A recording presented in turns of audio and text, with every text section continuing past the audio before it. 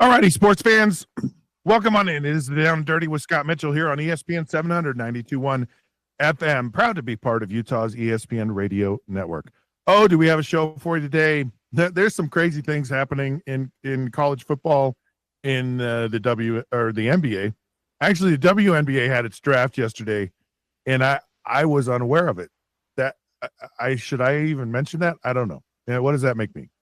Anyways, it did happen, and players got picked, and it moves on, and we move on as well. But a lot of NFL stuff, a lot of college stuff. Of course, the NHL playoffs are happening. Still can't get over Rory. Just him winning the Masters, just truly a remarkable event. And what you get from it is how people are they're moved by it. Like even the people that aren't really crazy about Rory, and some of them are, some of them aren't, whatever. But people are moved by it, and that's what's great about sports is when it moves the needle, when it really kind of changes our perception of things. When when it makes us cry. Martin has a question for me that I'm going to answer later because the playoffs are happening in the NBA and the NHL, and we're going to talk about what's preparation like for the playoffs. We'll get into that. But we first have to get into this. Nico Imala-Avea. Of course, the quarterback from Tennessee, he left. And what was also fascinating about this is the coach left too, said, nobody's bigger than the power of T, meaning Tennessee. No one's bigger than the power of Tennessee. And so he moves on, they move on. And you have other coaches around the world chiming in. They're chiming in on, way to go, Josh Heupel, way to go, way to stand up to this NIL stuff. Good job. And, of course, if Josh Heupel doesn't win, nobody's going to care. Nobody's going to care about whatever sword he stood on and the integrity he stood on. Because I guarantee you, as I talked about yesterday, Josh Heupel has 10 other guys he's going to talk to. And guys are going to move. Today is the beginning of the next portal window. And guys are going to move. Now, if you're a team like Utah, who still has your spring game this week, you're probably actively in the pool while you're still in spring football. And if you're not, you're foolish. So they're not foolish up there. They're getting after things. Anyways, it's a fascinating discussion to me. And I really started thinking about the unintended consequences of money in professional and college football now. And I'm not sure. We've kind of seen the impacts of it for quite some time. I mean, the NFL free agency changed money, just like it's changing money in college football now. And I thought it was significant at the time. I think it's significant now. I remember sitting in a meeting when I played for the Miami Dolphins, and Gene Upshaw came to visit, and the meeting was with him. There was a players' meeting with Gene Upshaw to ratify the new collective bargaining agreement between the NFL and its players. And Gene Upshaw was there, and we had to vote on it. And the players had to give their consent. And there was a pretty heated discussion about what it meant for the players to get all this money. And most of the team was made up of not superstars. Most of the team that I played with at that point were really good pros. A guy named John Grimsley, a guy named Greg Beatty, a guy named Mike Golick, a bunch of these guys that weren't great players, like they weren't the superstars, but they were really good players. And Gene Upshaw, and the concern was, if you sign this deal, it's going to basically eliminate that 7-year pro on your team. And that was the concern. And Gene Upshaw said that will never happen. He said, look, this is a league that is built on stars. The stars are always going to get paid. And that's true. And quite frankly, that's what has built the NFL to some degree today. But I think it's also hurt the NFL. And here's one of the ways that I think it's actually hurt, one of the unintended consequences. When they signed this deal and free agency came, they only had a salary cap. There was a pool, there was a budget you could spend on player salaries. First year it was $34 million you could spend on your entire team. Today it's $291 million that you can spend on your entire team. So this happened, and what teams would do, most of them, is you would pay your superstar out of your $34 million, and a couple of players were going to get paid. And then they had to divvy up the rest of the bucket with all the rest of the players. And there was a minimum you had to pay players, and it was based on your years of service. So if you were a first-year player, second, third, fourth year, you got paid the least amount of money. When you got over 7 years, 7+ years in the NFL, that was the highest minimum that they paid. And you could take one player that was over 7 years, what his minimum salary was, and you could pay 3 players under 4 years. So that's what teams did. They got rookies, they got young guys who really didn't know how to play football in the NFL. And they started paying them. And so then you have a superstar or two and a bunch of guys that don't really know the game in the NFL. When I first got to the NFL, my first 4 years in the NFL, watching the players, watching these pros, watching these guys that were the veterans, the 7-year guys who really knew how to play the game. Like it was impressive. And then to see those guys disappear. And you see, and the quality of play in the NFL, in my opinion, it's all my opinion, by the way, but it's what I saw. It's what I observed. It's what happened. The play in the NFL across the board significantly diminished. Now, if you were a team like the Dallas Cowboys at the time, they drafted right. They got Troy Aikman. They got Emmitt Smith.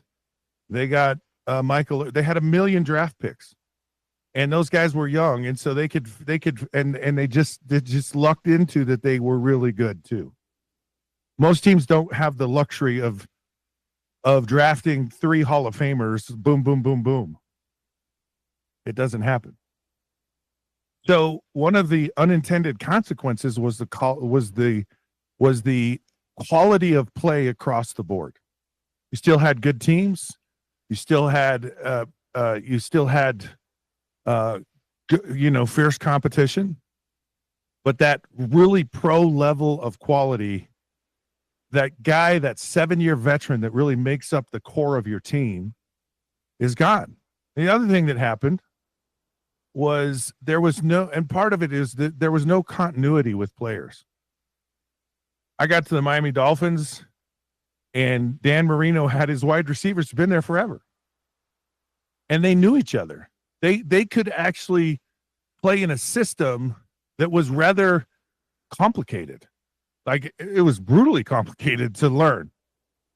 And it was hard because they'd known it for years. So to them, it was just real easy.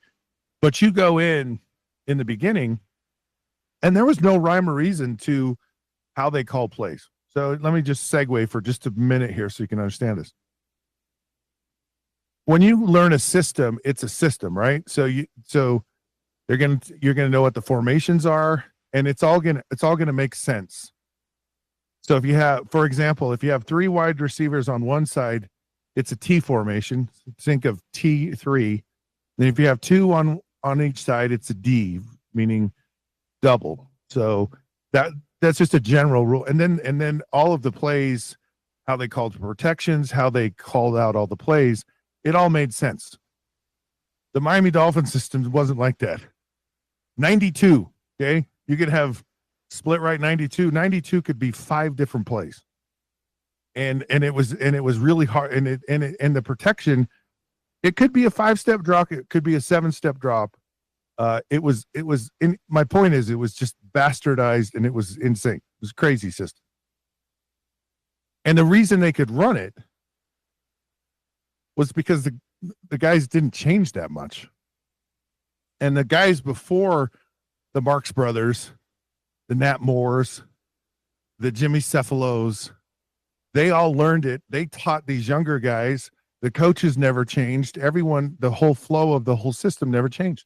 And that was very similar in a lot of the NFL. You know, the Chuck Noll system with the Pittsburgh Steelers continued through the years with the same players. I mean, I've always said this, that Terry Bradshaw would not have been a Pittsburgh Steeler his entire career, more than likely with the way that the NFL free agency is. And so the ability to develop players, the ability to have continuity actually hurt the game, I think. There were a couple of smart people. And the smart people were the Pittsburgh Steelers. And they were the New England Patriots. And if you look at this long period of dominance with the New England Patriots, and I think a lot of it was because they bucked the trend of free agency. And they said, we're not going to overspend. And people are like, that's kind of scary. And so they don't overspend.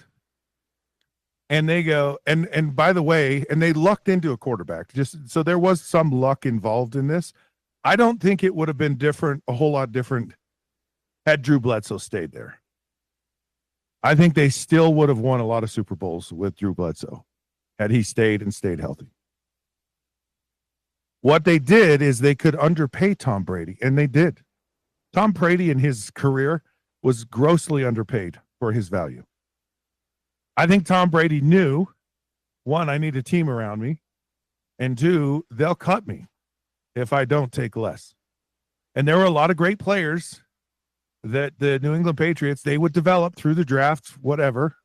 And those players, if they wanted to get paid like everyone else, had to go somewhere else because they weren't going to do it. And the Patriots said, there's a lot of good players out in the NFL who don't have who are going to get cut. And let's just wait. And let's just pick them up. We'll just pick them up off the free agency pile, the discarded pile. And we'll build a team around types of players. And so you saw this. You saw Wes Welker, a Julian Edelman, and a Danny Amendola. They look the same. They just have different names. They're just kind of these little tiny slot receivers, really shifty, nifty, and they're gonna get the third best cornerback on the team covering them, because your best cornerbacks are going to be on the outside, and then the third guy is going to be on the inside, and that creates a mismatch. Then they're going to get all these tight ends, and they're going to get all these different looks of these tight ends. The Gronkowskis, the Ben Coates, and this goes all the way back to Mark Bavaro. So they understand a type that fits into a role. The same thing with the running back, and the same thing with the wide receiver. You find a really good wide receiver who's got a couple of years left. It's a burner that can go downtown Freddie Brown on you, and so you get Randy Moss, you get Chad Johnson. And they just plug them in, and these are players that they just found. You get a Lawyer Malloy, you get a Rodney Harrison, you get a Junior Seau, you find all these players from all these different places that come into your program, who are veterans who really understand how to play the game. And I don't think it's it's not a coincidence that they had consistent success for decades doing this. Pittsburgh Steelers, same thing. They weren't going to overpay for players. They weren't going to do it. And they were pretty savvy about the same thing. And the Steelers had and have had very consistent success. Now, so that's one side of it. So most teams and a lot of teams have just languished in mediocrity forever. And the NFL doesn't care. Nobody cares. Because the NFL is so freaking popular. And the NFL is popular, in my opinion, for three reasons. There's the sports fan, right? There's the person who just goes, man, I just love the NFL.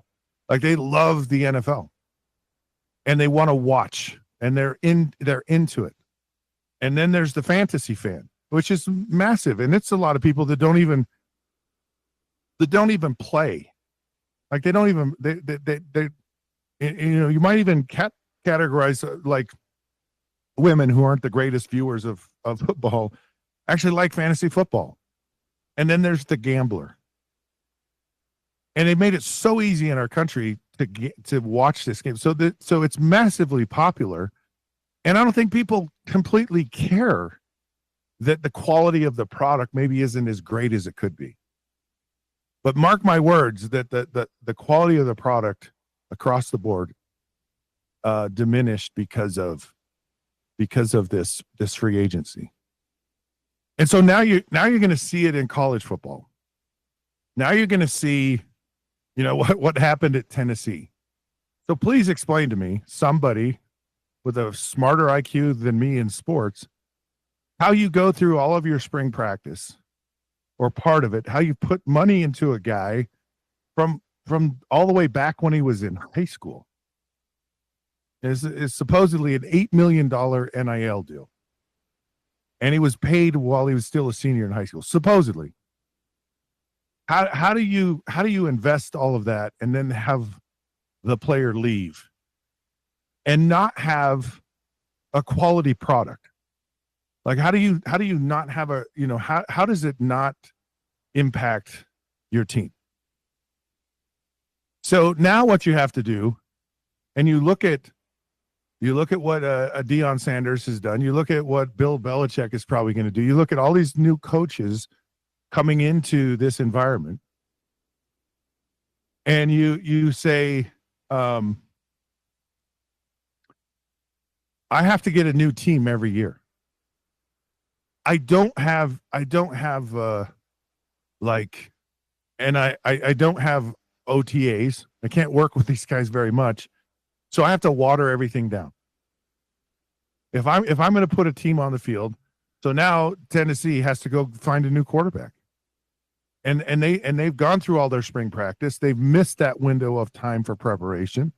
And now they got to hope they can go out and get a guy who can come in and you hope that through the summer can assimilate enough of their offense so that they can go out and play and be competitive. It's impossible to implement, I don't care, the most rudimentary system that you could have, the most watered down system, and go, yeah, we're going to find a guy late and we're going to be amazing this year. It's really hard. So teams, and they all have to do it now, you're going to have to go out and re-recruit your team every year. You're going to have a high number of players that are going to come into your program, and you have to coach them different. You have to have really simple, basic systems. And really, it's the players that are most athletic that are going to thrive, because if you don't really understand a system, you just run around and make plays. And that's really what it, so they're dumbing down the game of football to the point of it's just street ball. It's just like playing with your buddies in the backyard. There's no sophistication, or it's limiting the sophistication, which is limiting the growth of these players.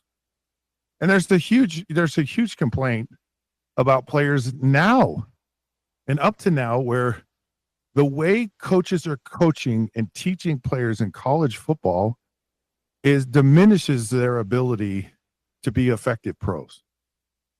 So the spread offense, basically, when the guy's sitting in the shotgun all the time, it impacts the dynamic, the sophistication of how you can play in professional football.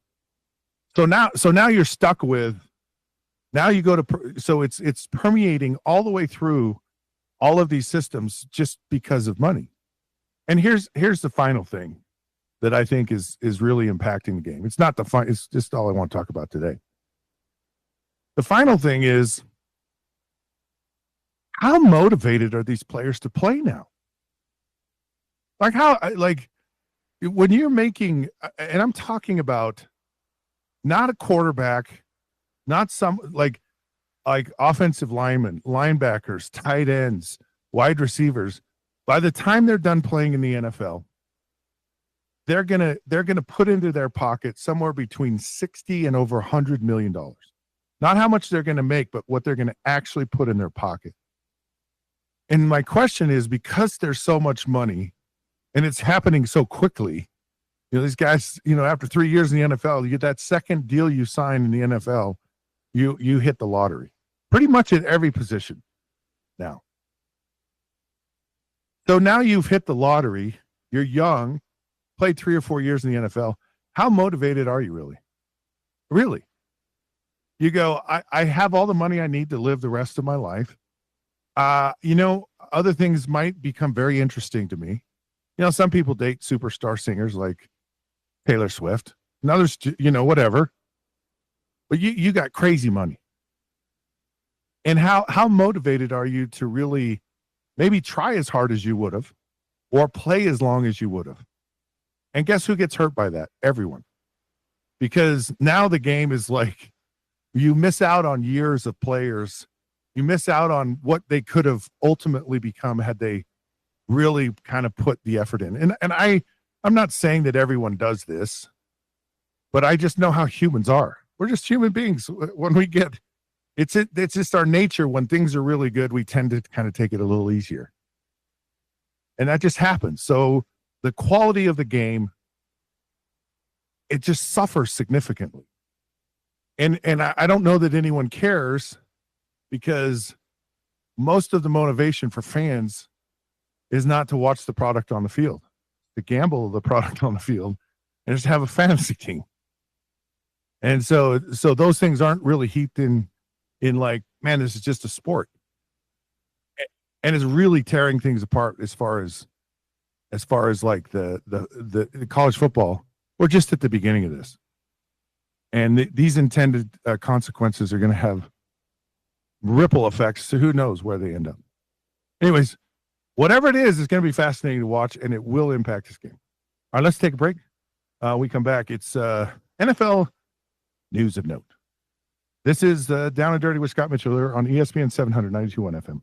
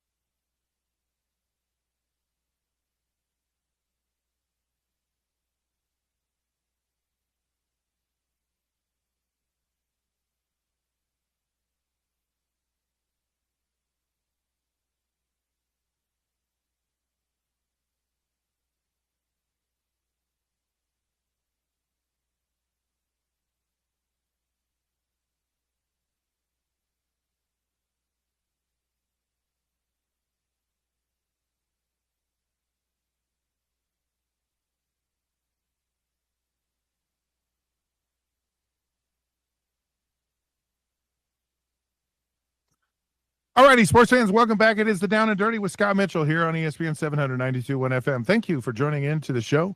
If you can't listen to it live or you can't listen to all of it, go to the Down and Dirty podcast, just wherever you find your podcast. You can do that, or you can go to ESPN 700 radio app. You can get it at ESPN700sports.com, and you just click the old Down and Dirty button. You can listen to us streaming. I believe, Martin, is it correct that we are now on YouTube? Yes, we are. We're live. We're live at this very moment. I've concentrated really hard not to pick my nose because I'm live on the air. Am I doing okay, Martin? That's what I need to know. You're doing all right. I'm usually one here, like playing around with my phone and eating a little bit of food. So I'm doing the same thing. I'm very much like a statue in the studio, trying to show my professionalism and having. Well, I'm glad you combed your hair today, Martin. You look very, very appealing and attractive today. So congratulations. I appreciate that, Scott. But before we get into a segment, I think we got to give a giveaway, don't we? Oh, I'm so glad you said that because that's exactly what I just was going to say. So great minds think alike.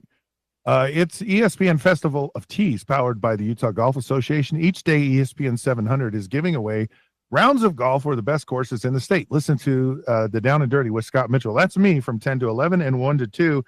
The Sean O'Connell Show from 11 to 2 and The Drive with Spence Checketts from 2 to 6 for your chance to win each day from ESPN 700. Okay, I'm going to give you the secret word. You text in to 877-353-0700 to play 18 holes of golf, one round at Cedar Hills.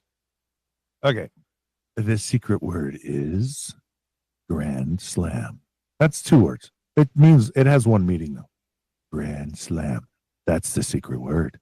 877-353-0700. Text in. You're going to go play 18 holes. Hey, and if you want to invite me, I'll come play too. So just text me if you want me. Seriously, I'll come play golf with you. All right, it's now time for the NFL news of notes, and there's some good ones. There are some good ones, and this one, man, I hope this is still accurate. I hope it continues to be accurate through the draft, and I hope this isn't a prank or we're being punked by something here. According to ESPN, there are 17 players who are going to make the sacred trek to Lambeau Field in Green Bay, Wisconsin, the frozen tundra, and be there on draft day. You know, it's kind of become a thing where the players hang out. Gets awkward for that one player that's, maybe thought he was going to get drafted and hasn't. So none other than Shedeur Sanders has opted not to go, or at least to this point, has not said that he is going to go to the NFL draft. Oh, my goodness. I'm not sure what to think of this. I have a lot to think about this. And I want to go back to a comment made by Coach Prime, his coach at Colorado, and his father, where there was a time when it was Shedeur should win the Heisman Trophy. Shedeur should go number 1 in the draft. To, I'm happy wherever he goes. He'll be amazing. He'll be great. Whatever happens, wherever it happens, it'll be amazing. And then Coach Prime went on a publicity tour to, after the Colorado Showcase Day, where Travis and Shedeur should go 1 and 2. And this change of tune, change of mind, this whole thing from if he goes to the wrong team, we're going to pull an Eli, an Eli Manning when he said, I'm not going to the Chargers. And he got drafted number 1, kind of to the then to the Giants. And Shedeur, it sounds like, might not be going as high as he thinks. And I'm sure they know. I mean, as much as we know, like on the outside, I'm sure that the Tennessee Titans have told Cam Ward, you're our guy. And I'm sure Abdul Carter's been told, you're our guy. And I'm sure Travis Hunter's been told, you're our guy. But Shedeur, teams might go, We're not sure. To add to that, to your last point there, apparently, Scott, that Shedeur Sanders is getting asked to do a private workout for the Giants a week before the trade NFL draft. So he's supposed to do a workout tomorrow, which would be right now. And there, people are still trying to figure out, where and there's a scenario where Shedeur could drop far in the draft. And instead of suffering the appearance of looking bad, we're just not going. We're taking our ball and going home. I can't say that I fault you. I can't say that the optics of it look bad in the moment. Deion was drafted, I don't know, in the top 5 picks in the draft. He was an amazing talent. He's one of the greatest players ever to play in the NFL. So his perspective on what it's like not to get drafted first or not to be the very best player, he can't relate to that. And it's got to be challenging for his son to maybe face that reality. But man, a lot of guys who didn't get picked first or didn't get picked in the first round or didn't get picked in any round have gone on to have amazing careers. I think the whole optics of how that looks, though, in the moment, it can look bad. Aaron Rodgers sitting there for such a long period of time was probably horrible for him. The draft day for me was horrible.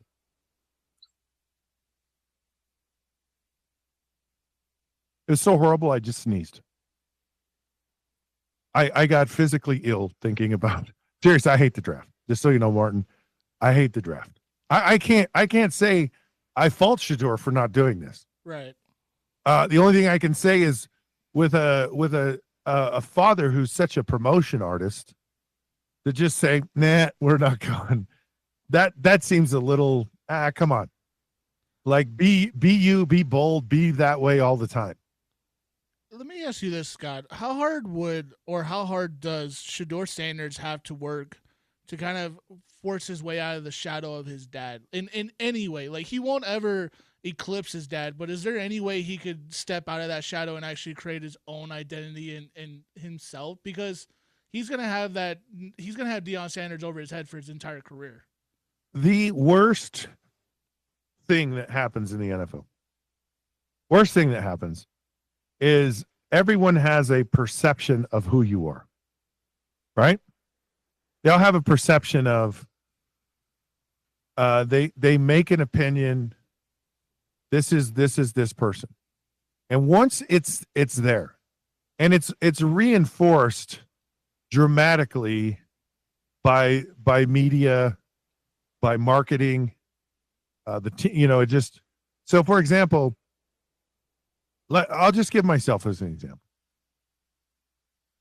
When I went to Detroit, I was one of the first recipients of free agency. What we were talking about in the first segment, and I got paid like no player had ever been paid.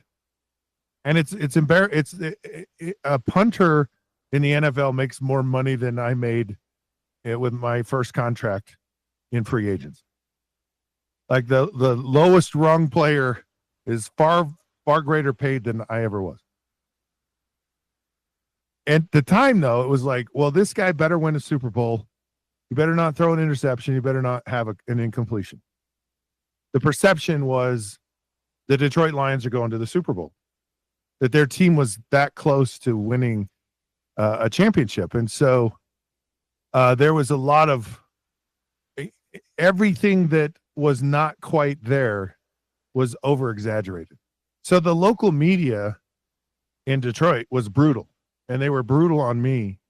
And so when someone comes from the outside, they look to what the local reporters are saying. So they don't make their own opinion of things. They just listen to what are the local people talking about. And so then there becomes this perception. And it's hard to get over that. Almost impossible to get over that. And people don't really look at a situation or look at a player and look at what's really going on. They just make an assumption. They make that this perception is the reality. And so how does Shedeur Sanders change that reality? I mean, Shedeur would have to, I don't even know if winning multiple Super Bowls, you know, I mean, it's really that. It's multiple Super Bowls. It's going to, you know, it's going into the Hall of Fame. I mean, think of Tom Brady. Had Tom Brady won 3 or 4 Super Bowls, he would not be considered the greatest player of all time. Like, he had to win 7, which is insane. But the perception was that Joe Montana is the standard. Right. And he had to so far eclipse Joe Montana, even in my mind. I was like, you know, he's a product of a lot of, like, talent-wise, production-wise, I'm not so sure. But his longevity, his consistency over, you know, decades was just unparalleled. But it took all of that for that to really happen. And it's cruel, but the perception of things is just the reality, and it's not really what reality is. It's just the way people see it. And they just see it that way. It would be, in some regards, it'd be really challenging to be Deion Sanders' son. I mean, big time. Like, he'd be like, well, I'm not sure I want this. But it's fascinating to see that Shedeur just says, yeah. I remember talking to Boomer Esiason, right? Left-handed quarterback, longtime NFL analyst on on Sundays for CBS. Did a long stand. I don't know if he does it anymore. A radio show in New York, and of course Zach Wilson was there, and he had me on his show. We talked about this very conversation. And I go, I don't think Zach Wilson's like as bad as everyone is making him out to be. And I asked Boomer, you know, what does it take for Zach Wilson to win these people over? And he's like, he's got to throw for over 350 yards every week and at least 3 touchdowns, and they can't lose. Like, that's the minimum, and he'll have to do that the entire season. And he just and Zach Wilson just wasn't going to do that. So the way people saw it is like, you're just not our guy. And it's a cruel way to how the NFL goes. This, to me, Martin, speaking of news and notes, we'll shift gears here. You know Max Crosby, right? Yes, I do. Like, to me, I think one of the best defensive ends in the NFL. Absolutely. Like, just he's one of those guys that I would be annoyed with. And he tries to be annoying. I mean, and he tries to push the boundaries of what's legal and what's not.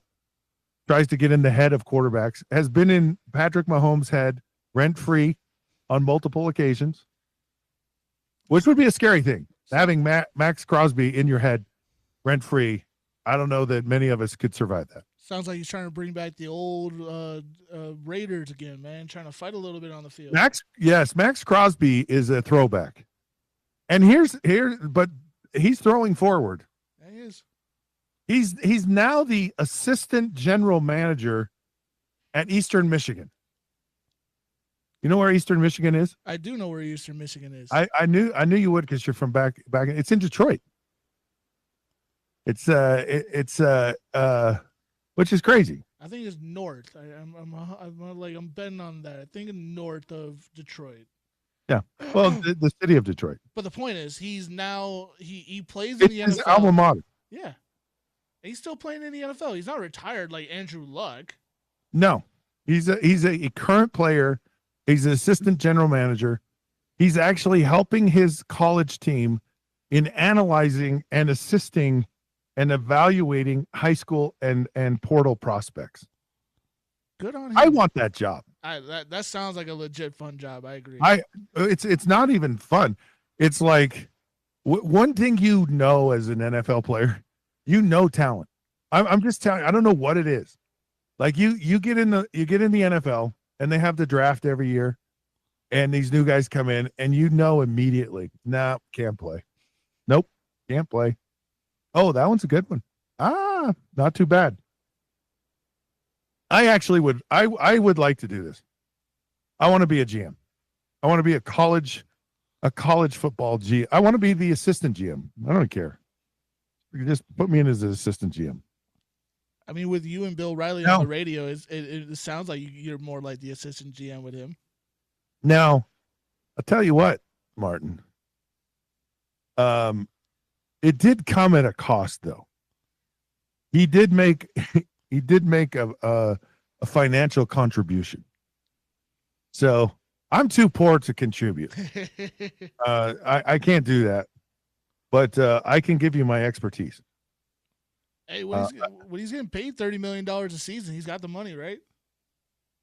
Well, of course, yeah. I mean, these players could probably fund. They could fund NFL or NIL programs for schools, and maybe that's what part of it. He's like, look, I'm gonna put my money in here, but I get to buy the groceries. I'm buying the groceries at Eastern Michigan if I'm putting my money in here. You're going to make me this. I wonder if he gets paid. I wonder if he actually gets paid or if he's just doing it for fun. Let's take a break. And when we come back, we'll talk about what the week leading up to the playoffs is like in your preparation and kind of how the playoffs work. This is the Down and Dirty with Scott Mitchell here on ESPN 792.1 FM.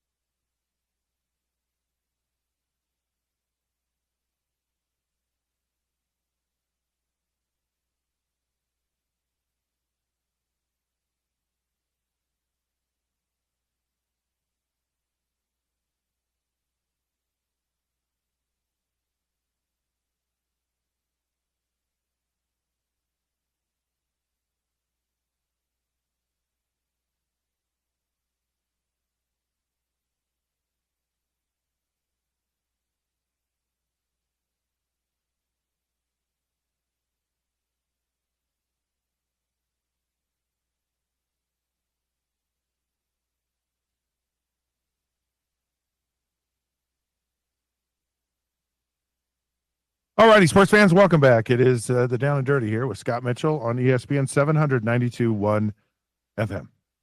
So glad you could join the show. Really appreciate it. And by the way, I get a lot of feedback from people that I know, people I go to church with, my neighbors, that didn't even know that I was doing this, and actually have listened in. A lot of people have texted me and wished me well, and so I appreciate it. I appreciate all of you listening in. So big shout out to everyone out there who is a part of our program. We like to have fun. We really do. I love talking about this stuff. I can talk about it all day long. I love sports. I love the impact sports has on our society. I had a great experience with it, and I recommend it for everyone. So whatever level of sport you can do it. It's a good thing. What's a good thing right now? Martin asked me, since the NBA, NHL playoffs are actually starting this week. By the way, you can catch all of that here on ESPN 700, which is a cool thing. I mean, one of the great things about this brand is that we cover the good sports. We cover the pro sports. We cover the best sports. And we do it right here. So you can tune in if you're, wherever you are, whatever you're doing, you can listen in to the playoffs. Playoffs are an interesting thing, but Martin was asking me, what's it like? What's the preparation like? What actually, what goes into, how is it different from a regular week of practice? And in some regards, it's not really completely different. Really the difference is in finding out how to manage that it is different.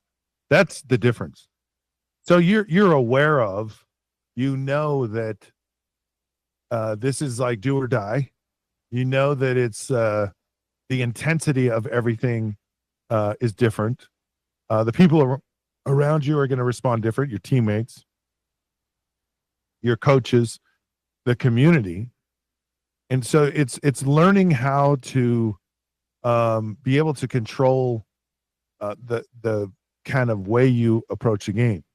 And one of the things that you get into that's like there's this you get into a rhythm during the season. You get into a routine, and that routine is crucial. It's really important, because the routine helps you to play consistently. It helps you to get confidence. It helps to alleviate kind of the anxiety that you might have when you play. And the playoffs, it's a new rhythm. It's a different rhythm, and it's one that you're not used to. A lot, when I was in high school and we played football games, they were always under the lights at night. And then you got into the playoffs, this is during the day, and it was a different time and a different timing. And so it's not necessarily that, I'm just using that as an example, is that the rhythm that changes. And so it's learning how to kind of find that rhythm, that new rhythm, and not have it be disrupted. Because like my family is a big joke. Don't mess with Scott's game. Like that was the thing. Don't mess with the game. So don't talk to me past Thursday, don't bring anything up. Sadly, and I was very disappointed. My grandpa died when I was playing football, and I was in Germany. I was playing in the World League, and I found out a week later. I was really mad at my dad about it. But he, my grandpa probably would have said, go play the game. Don't worry about me. I'm dead. And I was really sad about it, that I missed my grandpa's funeral. But the whole thing was, don't mess with the game. Don't throw off the rhythm. And so learning to manage it. And it's kind of hard, because you go, okay, I got to up the intensity, right? Because the intensity is just different. Like it is different, but it's still the game you've always played, but there is a different intensity to it. So you figure out how to match that intensity without being too intense, because then you get too intense and then you don't perform well. And so you go, so I've gone that direction. And for me, that wasn't a good direction to go. That was like too much. And it just really throws everything off.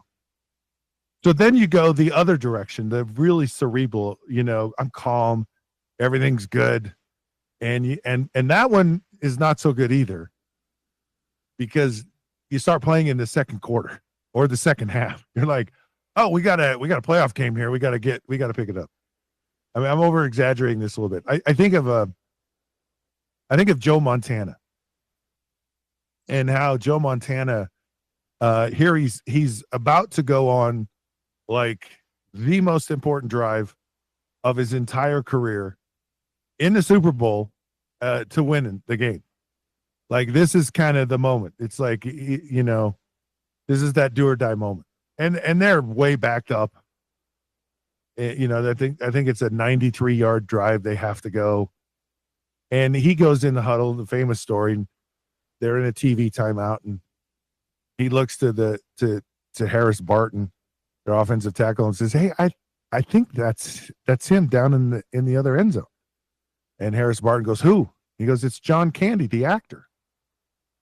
And so here they're about ready to go into this just like really frenetic,